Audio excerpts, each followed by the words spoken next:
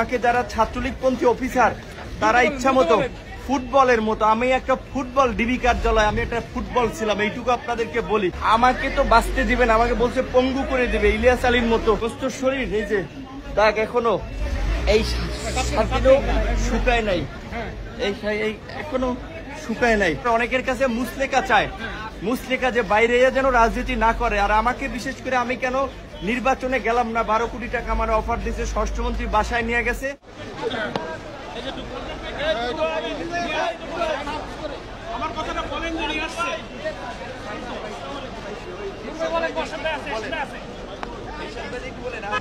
রিমান্ডে নিলে ব্যাপক চর্চা, ঝুলাইয়া গরু ছাগলের মতো ঝুলাইয়া কারেন্টের শক দেয় এবং সিনিয়র জুনিয়র নাই, চট থাপ্পড় গরুর মতো হাত পাও বাইন্দা পিটাইতেছে।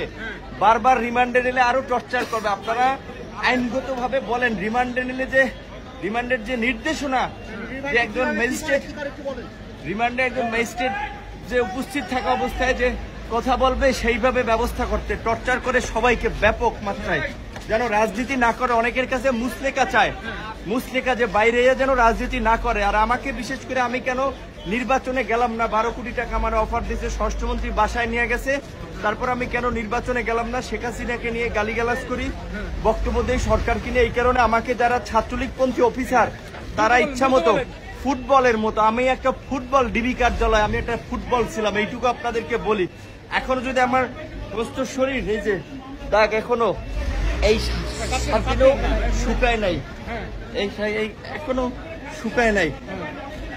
আপনারা একটু তো বলেন অন্তত রিমান্ডে যে আমরা এই সরকারের পতন ছাড়া আমাদের বাঁচার এবং জাতির মুক্তির পথ নাই। সরকার পতন না হওয়া পর্যন্ত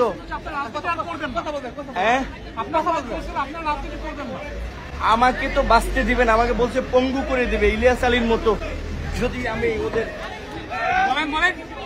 আমাকে বলছে যে পঙ্গু করে দেবে, আমার মতো দু একজন নূর না থাকলে তাদের কিচ্ছু হবে না। আমি শুধু এইটুকু বলি যে আমার শারীরিক পরীক্ষা করার দরকার, চিকিৎসা করা দরকার। আমার ইনজেকশন পুশ করছে, এটি কি স্লো পয়জন?